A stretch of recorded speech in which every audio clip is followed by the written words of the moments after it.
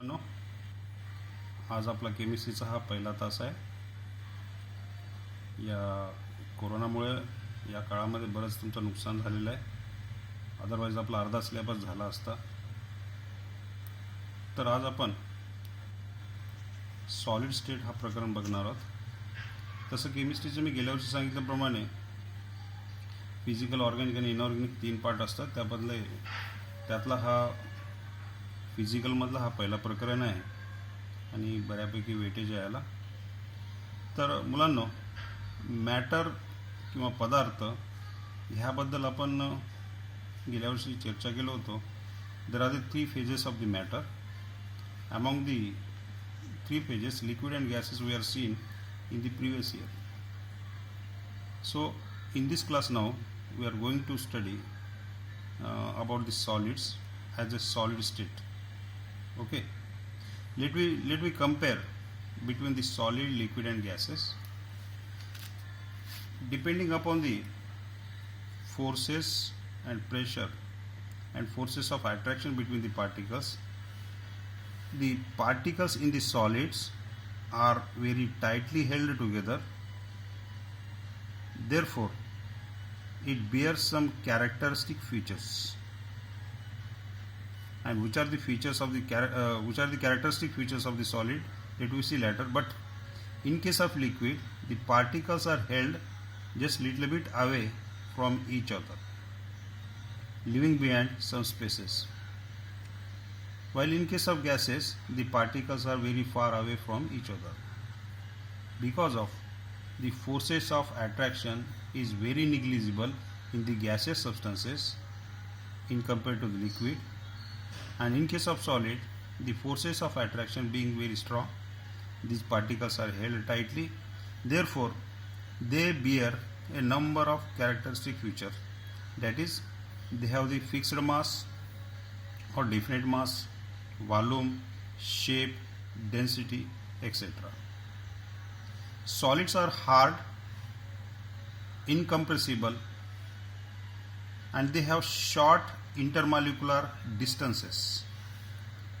Whether the solid is made from the molecule or the atoms or the ions, but in between the two particles it is a very short distance in between them. However, the solids substances, generally crystalline substances, have a sharp melting point, and these solids cannot be poured as like liquids.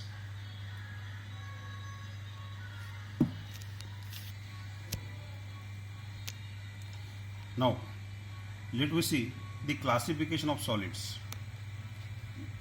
Generally we see the crystalline and amorphous, these two different types of solids in our everyday life.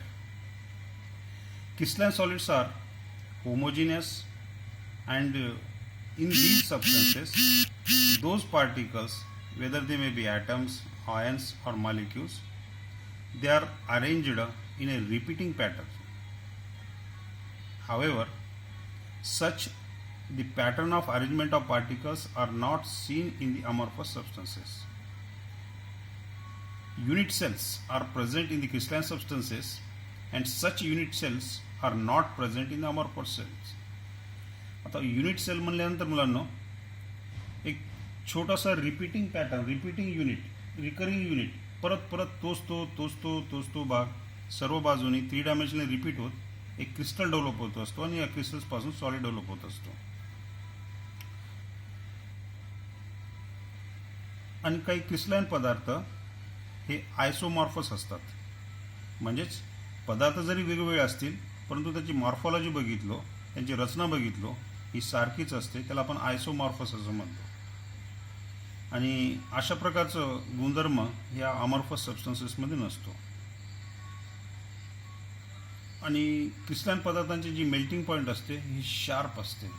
जसं की 122 म्हणल्यानंतर शुद्ध पदार्थाच्या सर्व त्याच पदार्थाची कोण्याही देशात जा, 122 म्हणजे 122च राहणार. आणि जेव्हा की अमॉर्फस पदार्थांचा ही मेल्टिंग पॉईंट एका रेंजमध्ये असतो. समजा 110 पासून ती वितळायला सुरुवात होते. समजा 122 जरी असेल तर ती 130पर्यंत 132पर्यंत असं, त्याला आपण एक रेंज असं टेम्परेचर म्हणतो ज्यावरती मेल्ट होत असतो.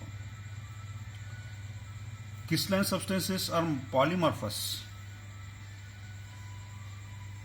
म्हणजेच ती वेगवेगळ्या प्रकारे त्यांचे आलोट्रोप्स असतात. जसं आता कार्बन डायमंडच्या फॉर्ममध्ये सापडतो, ग्राफाईटच्या स्वरूपात सापडतो. परंतु या अमॉर्फस सबस्टन्सेसना ही सॉलिड किंवा सुडो सॉलिड सुद्धा म्हणल्या जातो. आता क्रिस्टलाइन सबस्टन्सेस ही ॲनिसोट्रॉफी गुणधर्म दाखवत असतात. ॲनिसोट्रॉफीचा अर्थ असा, इथं मी बाजूला डायग्राम काढलेला आहे. आता क्रिस्टलाइन सबस्टन्सेसमध्ये समजा आयनिक पदार्थ, आयनिक सॉलिड आहे, समजा NaCl आहे. समजा ही Na पॉझिटिव्ह आयन्स असतील तर ही Clची आयन्स आहेत. तर अशा प्रकारे अल्टरनेटिव्हली ती अरेंज झालेली असतात सॉलिडमध्ये. तर ॲनिसोट्रॉफी म्हणजे अगोदर मी स्पष्ट करतो. ॲनिसोट्रॉफी म्हणजे त्या पदार्थाचं एकच गुणधर्म वेगवेगळ्या अँगलनं आपण तपासल्यानंतर, चेक केल्यानंतर त्याच्या व्हॅल्यूज या वेगवेगळ्या येत असतात. त्याला म्हणतो आपण ॲनिसोट्रॉफी. याचं होण्याचं कारण असं आहे, समजा हे Cl आणि Na आयन्स अशा प्रकारे अरेंज झालेले आहेत. जेव्हा मी इथं बघितलो तर माझ्या ह्या रेषेमध्ये सर्व सोडियमचेच आयन आलेले असतात.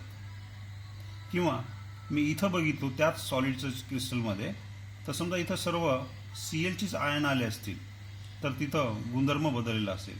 समजा ह्या अँगलनं बघितलो तर त्यामध्ये सोडियमचे आणि क्लोरीनचे हे दोन्ही आयन्स आलेले असल्यामुळं तिथं गुणधर्म बदलतो. तर त्याला आपण ॲनिसोट्रॉफी असं म्हणतो. जेव्हा की हा गुणधर्म अमॉर्फस सबस्टन्समध्ये हा गुणधर्म नसतो, म्हणून त्याला आयसोट्रॉफी असं म्हणतो. Amorphous substances are isotropy while crystalline substances shows the anisotropy. Okay, तर ह्या अशा प्रकारे फरकांची मुद्द्याचा अभ्यास करत आपण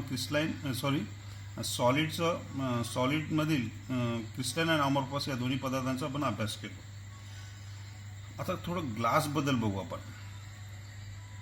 ग्लासला खरं तर सुडो सॉलिड म्हणला जातो किंवा सुपरकूल्ड लिक्विड सुद्धा म्हणला जातो. ग्लास ही ऑप्टिकली ट्रान्सपरंट पदार्थ असतो. हा पदार्थ ट्रान्सपरंटचा अर्थ आपण आरपार बघू शकतो. आज घडीला जवळपास 800 प्रकारची ग्लासेस ही बनवण्यामध्ये शास्त्रज्ञांना यश आलेलं आहे. तर हे 800 प्रकारची ग्लासेस म्हणजे पदार्थामध्ये किंवा ग्लास तयार करण्याच्या जी सबस्टन्सेस आहेत किंवा मटेरियल्स आहेत, ह्यामध्ये सिलिका आहे, धातूंचे ऑक्साईड्स आहेत, किंवा सोडियम कार्बोनेट आहे, किंवा बोरॉन आहे, बोरॉक्साईड आहे. तर अशा प्रकारचे पदार्थ मिक्स करून, वेगवेगळ्या प्रपोर्शनमध्ये मिक्स करून ती अशा प्रकारचे 800 ग्लासेस तयार केले जातात. आणि विशेषतः ग्लासेसला रंग येण्याचं कारण असं आहे, वेगवेगळ्या ट्रान्झिशन मेटलची जी ऑक्साईड्स आहेत ती त्यामध्ये मिसळल्या जातो आणि त्यांची कलर वेगवेगळ्या प्रकारची बनवली जातात. जसं की ही जी रेड ग्लासेस असतात त्यामध्ये गोल्ड किंवा सीयूची ट्रेसेस असतात. ब्ल्यू जी ग्लास असतात त्याच्यामध्ये कॉपरचे ऑक्साईड्स असतात. येलो ग्लास जी आहे ती युरेनियम ऑक्साईड असतो. तर अशा प्रकारे वेगवेगळ्या रंगाची ग्लासेस आज मार्केटमध्ये आपल्याला बघायला मिळतात. आता एक पायरेक्स ग्लास नावाचा एक प्रकार आहे, म्हणजे थर्मली सस्टेनेबल पदार्थ आहे तो, ज्यावर आपण उष्णता दिल्यानंतर सुद्धा तो फुटत नाही. 60 ते 80% त्यामध्ये SiO2 असतो, 10 ते 25% B2O3 असतो आणि उरलेला भाग जो असतो Al2O3 असतो. जसं आपण ॲल्युमिनियमचा फॉर्म्युला बघितलो, Al2O3 असं म्हणतो. तर अशा प्रकारे मुलांनो ही पायरेक्स ग्लास बनवली जाते.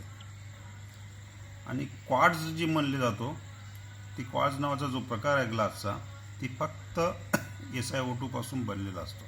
ओके, तर अशा प्रकारे ग्लासबद्दल एवढीशी माहिती पुरेशी आहे. आता आपण बघायला चालू मुलांनो classification of solids. Okay students, let we see the classification of solids. Basically solids are classified into 4 categories: molecular solids, ionic solid, metallic solids, and covalent solids. Molecular solids, the constituent particles are molecules, and these solids are further classified into polar molecular solids, non-polar molecular solids, and hydrogen bonding molecular solids. So let us see the polar molecular solids. In the word polar itself have meaning. Poles means positive and negative. Whenever the solids are made from the positive and negative ions, that solid is known as the molecular solid, polar molecular solid. And these solids are covalently bonded and they have permanently dipolar moment like HCl, SO2, etc. These are the examples. They have the strong dipole-dipole interaction, and being lack of electrons free, therefore they do not conduct electricity, and they have the weak bonding, therefore they have the low melting point. So let we see the examples and how the dipole-dipole moment interact. This is the HCl molecule. In the HCl molecule, even though the hydrogen and chlorine are bonded together by means of a covalent bond, being the large electronegativity difference between the hydrogen and chlorine, hydrogen acquires the greater positive charge and chlorine acquires the greater negative charge. Whenever such HCl molecules, those bears the positive and negative poles, when they came close vicinity in the compound with the other HCl molecule, so negative pole of the one molecule attracts the positive pole of the another molecule, and therefore by this way the dipole-dipole interaction starts, and such a compound are known as the polar molecular solids. Now, non-polar molecular solids. The characteristics of the non-polar molecular solids is they have the weak dispersion forces, that is London forces, exist between the two molecules, and example of these solids are the solid CO2, solid H2, solid chlorine, solid methane, etc. They have very low melting point. Now, the third type of molecular solid is hydrogen bonded molecular solids. Hydrogen bonded molecular solids means they are hydrogen containing molecules, and in these molecules are formed by the covalent bond, but due to the electronegativity difference between the hydrogen and the other atoms, such as in case of H2O, such as in case of HCl, the other partner have the high electronegativity value and the hydrogen have the less electronegativity value. Therefore, it carries the positive charge and other carries negative charges. When they came in the close vicinity of the other molecules, the hydrogen atom of one molecule attracts the negative atom. Suppose in case of HCl, it attracts the negative ion of the another molecule. That force of attraction is known as the hydrogen bonding. Okay. Hydrogen bonded solids are the non-conductors of electricity. This is also one of the characteristics of the hydrogen bonded molecular solids. At normal temperature, these compounds are generally occurs in liquid and gaseous state. But when these gases or liquids we cooled, they get converted into solidify. But generally, hydrogen bonded molecular solids are at normal temperature and pressure, they exist in the form of gases or liquid states.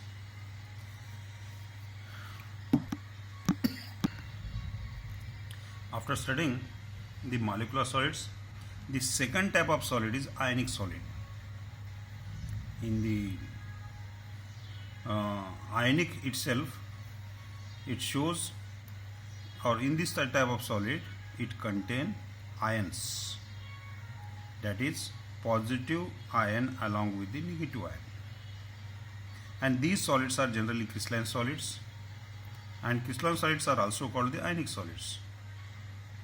Ionic solids contain positive small cations and bigger negative anions. Actually, in these solids, the arrangement of the ions depends upon the three factors. One, sizes of the cations and anions. Second, charges on the ions. And third one, ease with which ions, or that is anions, can be polarized. Okay. Generally, crystalline solids are the ionic solids, and in the ionic solids, the positive and negative ions are present, and the arrangement of the ions, that is positive and negative ions, it depends upon their sizes, charges, and the polarization of the anion, by which can be easily polarized. Okay.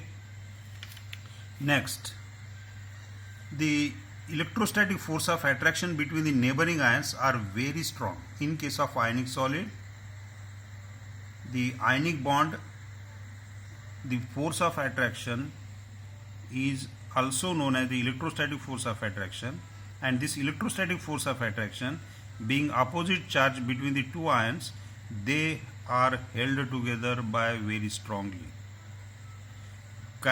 Crystalline solids are hard and brittle, and they possess higher melting points. Crystalline solids are non-conductor of electricity, and the conductivity or non-conductivity in any solids, it depends upon the electrons, availability of free electrons. But in case of ionic solids, the electrons are engaged, or there is no free electrons are present, therefore it is insulator in solid state. But however, when these salts, ionic salts, are molten or fused, or they made aqueous solutions, ionic solids conduct electricity. On applying the shearing force, see here, ionic solids are exist like this: positive ion with negative ion. After the negative ion, there is a positive ion and negative ion. By this way, these are arranged in the ionic solids. By applying the shearing force, it get distorted, it broken down like this. Okay. जसं आपण मिठाची खडे हाताने दाबल्यानंतर जी फुटतात का नाही, त्यातलाच भाग आहे. मीठ म्हटल्यानंतर NaCl आहे, आणि NaCl म्हणजेच त्यामध्ये Na पॉझिटिव्ह आणि क्लोरीनची निगेटिव्ह आयन्स असतात. कदाचित हे सपोज आपण ह्याला क्लोरीन म्हणू आणि ह्याला सोडियमचा अणू आयन म्हणू, तर ती दाबल्यानंतर ही स्फटिक वेगवेगळे होतात. त्याला शेअर फोर्स असं म्हणतो, म्हणजे आपण अप्लाय फोर्स करतो तर त्याचे भाग वेगवेगळे होतात. तर अशा प्रकारे आयनिक पदार्थाच्या बाबतीत आपल्याला हा भाग करता येतो. ओके. आता त्याच्यानंतर मुलांना आपण मेटॅलिक सॉलिड बघायला चाललो. मेटॅलिक सॉलिड म्हणजे मेटलचे धातूचे तुकडे, आणि त्यालाच आपण मेटॅलिक सॉलिड असं म्हणणार आहोत. मेटॅलिक फोर्स म्हणजे काय आता अगोदर बघू. मेटॅलिक फोर्स म्हणजे the force of attraction between the positively charged metal ion and the free electrons or sea of electrons within the sphere of influence is known as the metallic bond. अशी त्याची व्याख्या आहे. म्हणजेच metal ion आणि त्याच्या भोवताली असणाऱ्या free इलेक्ट्रॉनमध्ये जो काही आकर्षक बल असतो त्याला आपण मेटॅलिक बॉन्ड असं म्हणतो. आणि बॉन्ड सर्व बॉन्ड्सपेक्षा, म्हणजे आतापर्यंत आपण जे 3-4 प्रकारचे सॉलिड्स बघितलो, metallic solid, ionic solid, molecular solid, तर ह्या आणि कोलंट सॉलिड अजून आपल्याला बघायचं आहे. परंतु ह्या सर्वांमध्ये सर्वात जास्त स्ट्रॉंग जो बॉन्ड असतो, म्हणजे दोन कणामध्ये असलेला आकर्षक बल, तो असतो मेटॅलिक बॉन्ड. आणि हा मेटॅलिक बॉन्ड, त्याच्यानंतर आयनिक बॉन्ड असतो, म्हणजे आयनिक बॉन्डपेक्षा मेटॅलिक बॉन्ड स्ट्रॉंग, आणि आयनिक बॉन्ड हा कोलंट बॉन्डपेक्षा स्ट्रॉंग, आणि कोलंट बॉन्ड हा मॉलिक्युलर सॉलिड्सपेक्षा स्ट्रॉंग असतो. Metal exist in the different layers. धातू ज्या न दिसणाऱ्या कण आहेत, ज्यांना आपण अणू म्हणू किंवा आयन म्हणू, ती एकमेकामध्ये लेअरच्या फॉर्ममध्ये असतात. आणि ह्या लेयर्सला आपण फोर्स लावल्यानंतर धातूची आपण पत्रा बनवतो किंवा धातूपासून तार बनवतो. म्हणजे त्यांच्यामध्ये मॅलेबिलिटी आणि डक्टिलिटी असे हे 2 गुणधर्म असतात. तर मॅलेबिलिटीचा अर्थ आता मी मराठीमध्ये सांगतो. एखादा हातोडा मारल्यानंतर धातू रुंद होणे, ज्याला फ्लॅटन होणं असं म्हणतो, त्याला म्हणतो आपण मॅलेबिलिटी. आणि डक्टिलिटीचा अर्थ, जसं सोनारानं वेगवेगळ्या छिद्रातून तार ओढत असताना, म्हणजे धातू ओढत असताना त्याचं हळूहळू रूपांतर तारामध्ये होत असतो, म्हणजे स्ट्रेच करणे, तर त्याला म्हणतो आपण डक्टिलिटी. ओके. धातूमध्ये दुसरा एक गुणधर्म आहे, ती ऑलाय करता येतो, वेगवेगळ्या धातूशी सहज मिसळला जातो. जसं सोन्यामध्ये तांबा मिसळणे किंवा झिंक मिसळणे कॉपरमध्ये, ज्याच्यापासून आपण हे पितळ ते तयार करतो, त्याला आपण ऑलाईज असं म्हणतो. धातूंची ऑलाईज असे वेगवेगळे. स्टेनलेस स्टील हा ऑलाईजचाच प्रकार आहे, पितळ हा ऑलाईजचाच प्रकार आहे. तर अशा प्रकारे ही धातू एकमेकामध्ये सहज मिसळतात. धातूंना एक चकाकी असतो, ज्याला मेटल लस्ट्रसनेस असं म्हणतो. तर ही लस्ट्रसनेस आहे. आता नेक्स्ट, आता हा इथं धातूचा सपोज एक ठोकळा असं काढलेला आहे, ज्यामध्ये पॉझिटिव्हली चार्ज ही जी आहेत ही मेटलची ॲटम आहेत असं गृहीत धरू, आणि त्यांची ही फ्री ऑफ इलेक्ट्रॉन्स इथं दाखवलेले आहेत, ई मायनस म्हणजे इलेक्ट्रॉनच्या स्वरूपात. जेव्हा आपण एखादा फोर्स लावतो तर धातूसुद्धा पसरतो, ज्याला आपण मॅलेबिलिटी असं म्हणतो. तर इथं सुद्धा शेअरिंग फोर्सेस दाखवलेला आहे, तर ते लेअर एकमेकावर स्लाईड होतात, सरकताना दिसतात आपल्याला. ठीक आहे. तर धातूमध्ये सुद्धा हाच गुणधर्म असतो. नेक्स्ट अँड लास्ट प्रकार आहे धातू सॉलिड्समधला, कोव्हलंट सॉलिड्स. कोव्हलंट सॉलिडला दुसरा एक शब्द आहे जायंट सॉलिड्स. तर ह्यामध्ये असणारी कॉन्स्टिट्युएंट जी पार्टिकल्स असतात मुलांनो, तर ही ॲटम्स असतात. तर ह्या नेबरिंग अणूमध्ये जो आकर्षक बल आहे, ज्या आकर्षक बलामुळे ही त्या सॉलिडमधली ही अणू एकत्र आहेत, त्याला आपण कोव्हलंट बॉन्ड असं म्हणतो. आणि हा कोव्हलंट बॉन्ड, कोव्हलंट जी सॉलिड्स असतात, ही सॉलिड्स जनरली हार्ड आणि ब्रिटल असतात. म्हणजे लोखंडा एवढं किंवा धातू एवढं कठीण असतात, ती सहज तुटल्या जाऊ शकतात, परंतु घट्ट असतात हे पदार्थ, म्हणून त्याला आपण हार्ड असं म्हणलेलं आहे. आणि कोव्हलंट सॉलिड ही काही कंडक्टर बी आहेत, काही इन्सुलेटर बी आहेत. आणि कारण त्या प्रकारच्या सॉलिडमध्ये जेव्हा इलेक्ट्रॉन्स फ्री अवेलेबल होतात, तर ती कंडक्टिव्हिटी गुणधर्म दाखवतात. कंडक्टिव्हिटीचा अर्थ विद्युत सुवाहकता, म्हणजे इलेक्ट्रिकल कंडक्टिव्हिटी असं म्हणतो. थर्मल कंडक्टिव्हिटी असेल किंवा इलेक्ट्रिकल कंडक्टिव्हिटी असेल, त्या पदार्थामध्ये फ्री इलेक्ट्रॉन्स अवेलेबल असतील, तर हा गुणधर्म प्रकर्षाने आपल्याला बघायला मिळतो. तर कोव्हलंट सॉलिड जी आहेत त्यांच्यामध्ये depending upon the availability of electrons, they bear either good conductors और इन्सुलेटर्स. आता कार्बनची 3 अपरूपे आपण जेव्हा बघितलो, जसं डायमंड आहे, ग्राफाईट आहे, फ्लोरीन आहे, तर त्यापैकी डायमंड हा इन्सुलेटर आहे, तर ग्राफाईट आणि फ्लोरीन हे कंडक्टर्स आहेत मुलांना. त्यात फरकही तसंच आहे. आता इथं आपण त्यांच्या तिघातली फरकाचे मुद्दे बघू. डायमंड हा sp3 हायब्रिडायझड असतो, ग्राफाईट हा sp2 हायब्रिडायझड असतो आणि फुलेरिनसुद्धा sp2 हायब्रिडायझड असतो. जगातला सर्वात हार्डेस्ट मटेरियल म्हणून डायमंडला ओळखला जातो, ज्याचं मेल्टिंग पॉईंट ही 3000पेक्षा जास्त आहे. तर आणि म्हणजे एवढा हार्ड आहे तो. तर ग्राफाईट हा सॉफ्ट आहे आणि तो sp2 हायब्रिडायझड, त्यातली कार्बन, प्रत्येक कार्बन हा sp2 हायब्रिडायझड असतो. तर फुलेरिनसुद्धा sp2 हायब्रिडायझड असतो. त्याची जी डिलोकलाइज्ड इलेक्ट्रॉन आहे, म्हणजे बॉन्डिंगमध्ये इन्व्हॉल्व न झालेला इलेक्ट्रॉन आहे, तो त्या फुलेरिनच्या थ्रूआउट द शीटवर स्प्रेड झालेले असतात.